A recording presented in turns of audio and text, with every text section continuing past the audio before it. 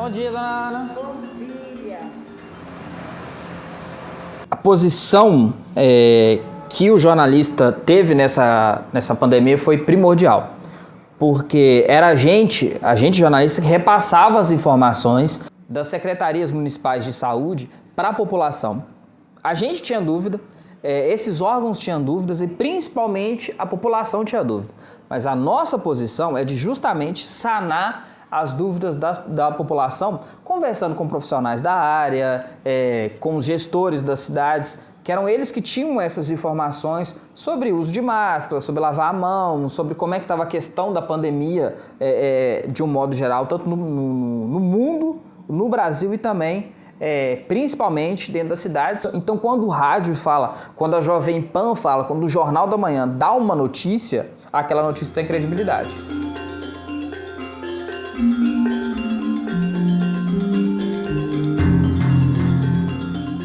Nós estamos vivendo uma situação atípica, nunca experimentada na humanidade, em relação às outras epidemias que ocorreram, as outras pandemias. Essa é a mais grave, não tem a menor dúvida. Ela atingiu escala global em pouquíssimos dias, praticamente, e acompanhar isso e cumprir um papel da imprensa no momento em que havia mecanismos atuando na sociedade para desacreditar instituições, entre elas a imprensa, é que apareceu o grande desafio para a imprensa continuar a gritar que aquilo ali estava, ou está ainda, está errado, está com um problema que precisa de uma solução.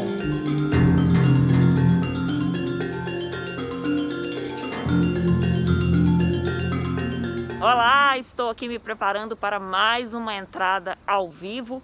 Meus fiéis escudeiros, tripé, mochilinha com meu equipamento já estão aqui me aguardando.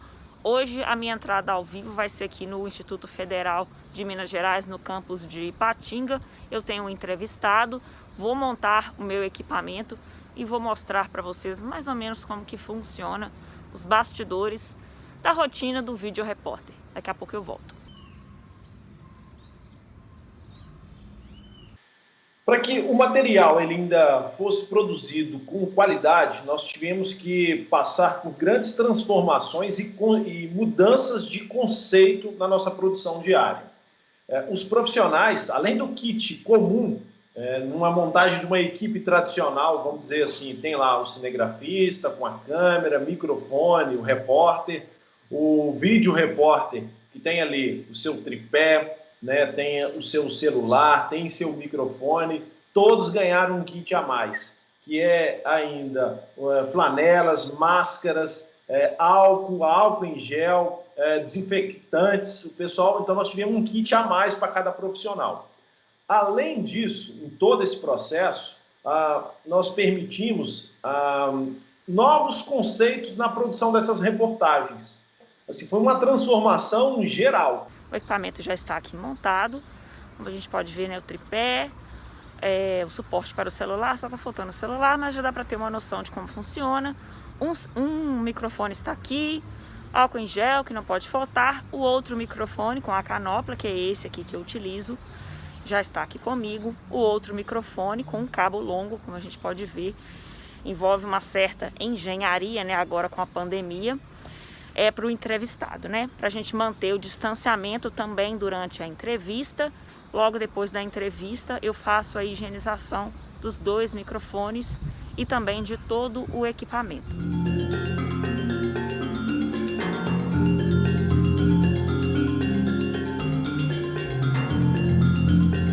Então a gente tem máscara que a rádio disponibilizou, tanto uma máscara de tecido quanto máscara descartável.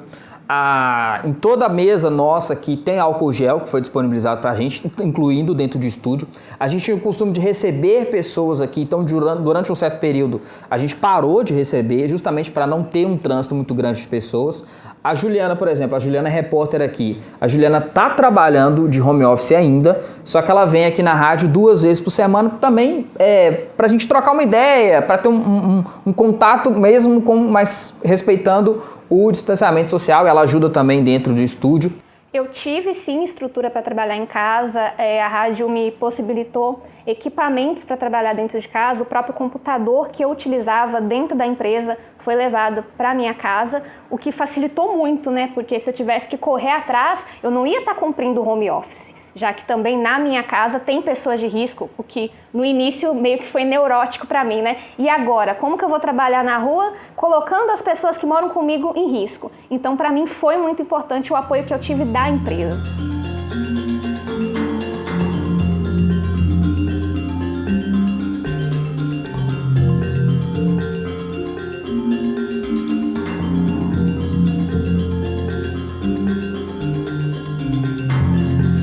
Tem pessoas que trabalham com a gente que são da área de risco, as pessoas foram afastadas. O caso do revisor, por exemplo, que está trabalhando à distância até hoje. Aqui a diagramação do jornal. O revisor trabalhava aqui, ele passou a trabalhar em casa a partir das ações preventivas sanitárias. Outras medidas que nós adotamos também é evitar que as pessoas viessem aqui no jornal, o máximo possível. Um dos setores que tinha muito acesso de pessoas, que era muito visitado, muito requisitado, é esse aqui, ó. Esse aqui, ele é um arquivo obrigatório do jornal. Aqui nós temos fotos aqui, é um arquivo de fotografias que vem de muitos anos, aí dos anos 70, né? E você tem aqui os jornais encadernados. Cada ano, cada mês do jornal, ele é encadernado, entendeu? Periodicamente. E isso aqui, nós temos arquivos históricos aqui, os livros dos anos 1970. Esse aqui, por acaso, abril, maio, junho de 1980. Então, você tem arquivos aqui dos anos 80, dos anos 70. E esse arquivo, esse acervo era muito visitado. Então, nós evitamos que as pessoas continuassem a vir aqui. No caso de alguma emergência, a gente fazia a pesquisa, tirava aqui uma cópia do que a pessoa precisava e entregava essa pessoa de forma virtual, entregava pelo e-mail.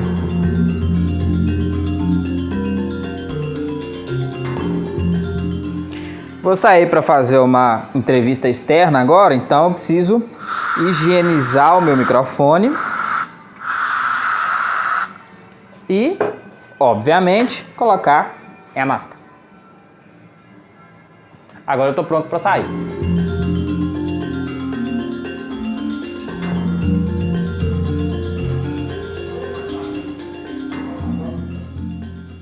Aqui no Diário da Aço, fui o primeiro repórter, né, que cobriu, né, o primeiro caso suspeito de coronavírus, né? Foi no dia 29, né, de fevereiro, foi no sábado. Só que na sexta-feira à noite a gente recebeu a informação de que uma pessoa daqui de Patinga, né, teria morrido com essa suspeita de Covid. Aí eles marcaram uma coletiva, né, com o prefeito, com a secretária de saúde. E aí, como era tudo muito novo, né, a gente ficou assim meio perdido de como é que seria e tal, né? Mas eu lembro que no dia, assim, gerou uma grande expectativa, assim, uma grande tensão, porque até então aqui no Vale do Aço, até mesmo nas proximidades aqui de Patinga, não tinha um caso confirmado. Então, assim, eu fiquei com certo medo, sim, né? Até hoje eu tenho esse medo, né, essa preocupação.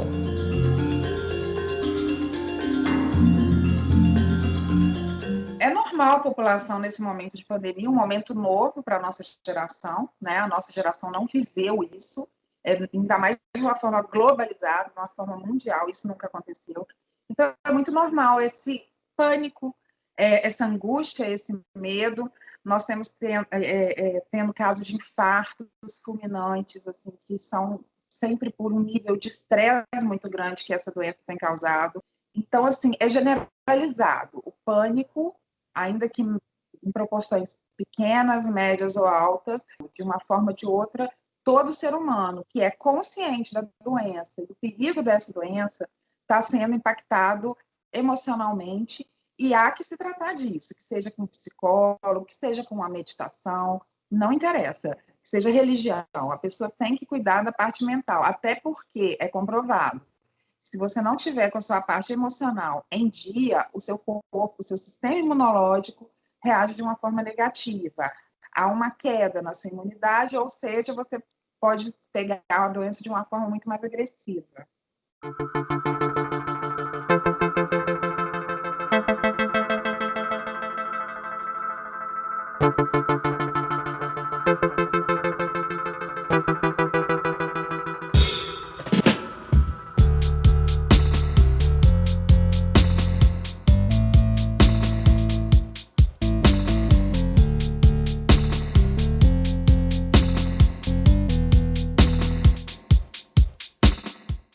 Bom, a Federação Nacional dos Jornalistas, com apoio dos 31 sindicatos de jornalistas existentes no Brasil, fez, na verdade, 3 levantamentos sobre o trabalho dos jornalistas durante a pandemia.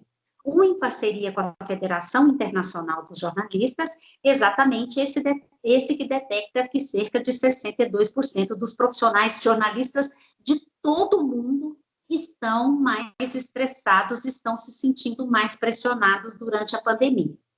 A FENAGE fez também um levantamento próprio com todos os jornalistas, homens e mulheres, que confirmou esse primeiro levantamento que nós fizemos em parceria com a FIJ. Ou seja, a maior parte dos profissionais se sente pressionado pelo excesso de trabalho e pelas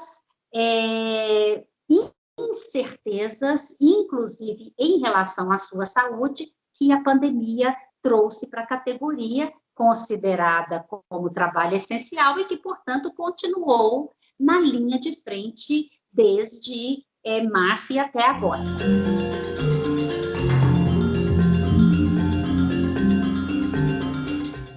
Se vale a pena se arriscar? Vale. A gente precisa manter a população bem informada, a gente precisa levar informação de credibilidade, informação válida para as pessoas. A gente ainda vê gente na rua andando sem máscara, não respeitando o distanciamento. Então, para a gente quebrar esse negacionismo, a gente só quebra isso com informação válida, informação de credibilidade.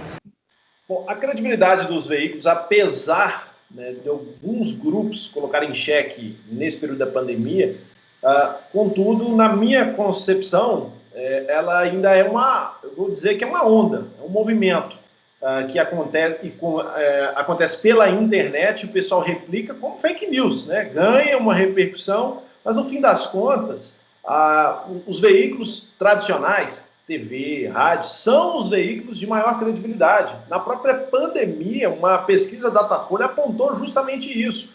A televisão, os programas jornalísticos de televisão, pela pesquisa, apontou que é o maior veículo ainda de credibilidade, não desmerecendo o rádio, que também segue na sequência ali com números muito parecidos, e a rejeição, vamos dizer assim, maior, está com a internet, é com o Facebook, é com o WhatsApp, é com o Instagram. Então, na hora de checar uma determinada informação, a população se liga nos veículos tradicionais, ela quer checar aquilo.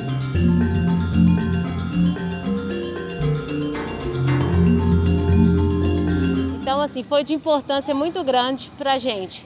Através da imprensa que a gente teve informações corretas, informações mais certas, mais precisas e em tempo real, né? Isso aí é de muita importância para a gente. O trabalho da imprensa é muito importante e vocês estão trabalhando, eu vejo vocês quase 24 horas e perguntando e orientando de vida. Às vezes alguém não sabe falar o que eu respeito isso, vocês orientam. Eu vejo aí vocês orientando e a camarada vai e corresponde. Caramba, jornalismo é tudo para a sociedade. Sem o jornalismo, a sociedade não tem informação. Sociedade moderna, época de pandemia, época de dificuldades mil. Então, mais uma vez, está aí reforçando, é muito importante a profissão do jornalismo e parabéns à nossa imprensa. A gente vai gravar agora aqui na Vigilância Epidemiológica de Ipatinga. A gente sabe que tem a pandemia, mas também tem outras doenças. A gente vai fazer um balanço sobre a campanha de multivacinação aqui na cidade.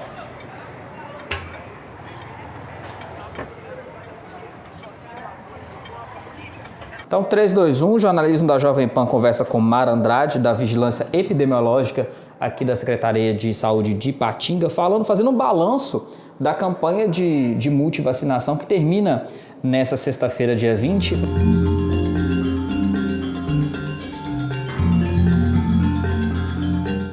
Seis horas, 14 minutos, dá para conferir aqui, ó. Esse aqui é um outro horário da rede para entradas. A gente acaba acompanhando e monitorando também aqui a concorrência, bem cedinho. A redação ainda não está muito cheia, mas o Carlos Albuquerque já está aqui na construção do primeiro telejornal do dia, o Inter TV Notícia. Tudo certo aí, Carlos? Beleza, daqui a pouquinho, são 6h13 da manhã, daqui a menos de 2 horas está no ar o primeiro jornal do dia. Inter TV está no forno aqui. Maravilha.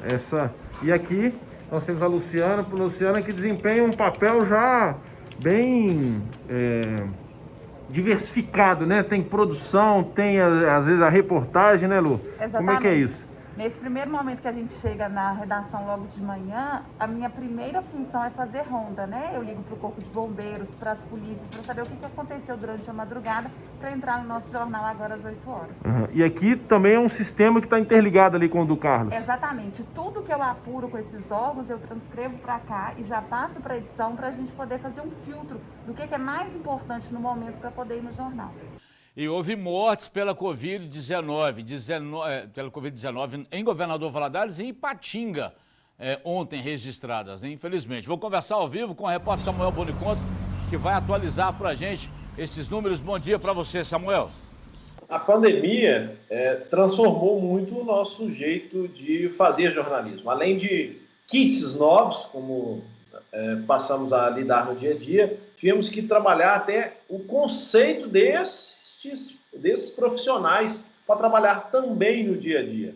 E aí, assim, foi muita resistência para transformar o jeito do jornalismo. Que aí, menos pessoas na redação, para quem está ali né, no dia a dia, ficou com um pouco mais de correria, porque antes estava tudo muito compartilhado. Vai ter um trabalho muito mais árduo e muito mais correria.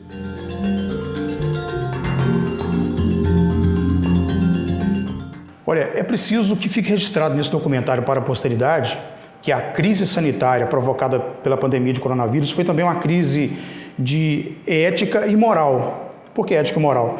Porque você passou a enfrentar restrições de acesso à informação.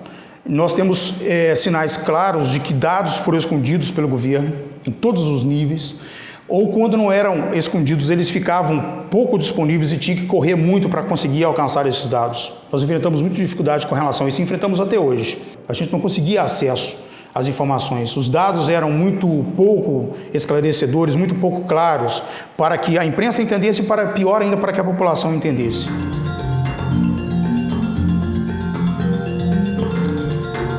Foi um momento de jornalismo se impor, né, das pessoas sentirem que ele é necessário, ele é uma coisa que ele não pode ser simplesmente abandonada, que o jornalismo não se faz com uma pessoa com um celular, com um WhatsApp na mão. Então, eu acho que se teve alguma coisa positiva em relação à pandemia, a gente pode considerar isso sim, que o público enxergou que ele precisa do jornalismo, né? Tanto que tem pesquisas aí que, principalmente na televisão, né, aumentou muito a audiência desses canais de televisão durante a pandemia. Você precisa de uma fonte confiável no momento em que a sua vida está de cabeça para baixo, né? Essa revalorização do jornalismo que nós notamos na pandemia, ela tem que se replicar no nosso entendimento regionalmente e localmente. Porque o jornalismo ele tem de se fazer presente na vida das pessoas. O jornalismo tem de estar presente aí no Vale do Aço, no leste de Minas Gerais, assim como nas demais cidades brasileiras, como em todo o mundo. Por quê? Porque o jornalismo é essencial para a constituição da cidadania. Somente um cidadão e uma cidadã bem informada pode constituir o seu juízo sobre o que está em debate no seu local, no seu país, no mundo, e pode agir como cidadão no seu local, no país e no mundo. Então, nós, da Federação Nacional dos Jornalistas, sempre dizemos que o jornalismo é essencial para a democracia e não há verdadeira democracia sem a informação jornalística. Daí a importância dessa informação estar disseminada em todos os planos, do mundial ao local. Mais uma vez eu entendi que eu tomei a decisão certa quando eu fui fazer jornalismo. Eu fiz vestibular para psicologia, não passei, e fui fazer jornalismo no ano seguinte. E hoje eu sei que o meu papel é levar, através da rádio que eu trabalho, através do jornal que eu faço, informação de credibilidade para a população. Informar, conscientizar, orientar, desmistificar coisas que acontecem. E esse papel do jornalismo se tornou ainda mais fundamental nesse período de pandemia, que as informações estavam desencontradas e cabe a nós, jornalistas, alinhar essa informação. Bom, para mim ainda o jornalismo, eu resumo ele em uma única palavra: desafio. E nunca, apesar de todo mundo dizer, larga isso, vai fazer outra coisa. Você tem mais, você tem competência para fazer tal coisa, vai ser um engenheiro, você vai ganhar dinheiro. Apesar de tudo isso, eu tenho um compromisso em trazer informação. Eu vou levar informação. Então, não faria nada diferente. Não mudaria a profissão. E isso não tem valor. Isso me deixa na oportunidade de colocar a cabeça no travesseiro e dormir tranquilo.